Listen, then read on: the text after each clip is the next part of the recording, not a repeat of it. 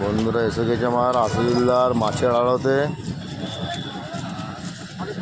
মৃগেল মাছগুলো দেখো সোনার মতো ধক ধক করে জ্বলছে, আর সেই লেভেলের মাছ একদম টাটকা তাজা একবারে রুই মাছ আছে।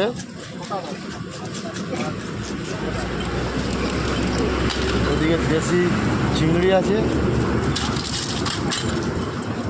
বাটা আছে, আর বাটার সাথে এটা কি আছে ঘাটা। বন্ধুরা দেখো এটি সুশি বাটা।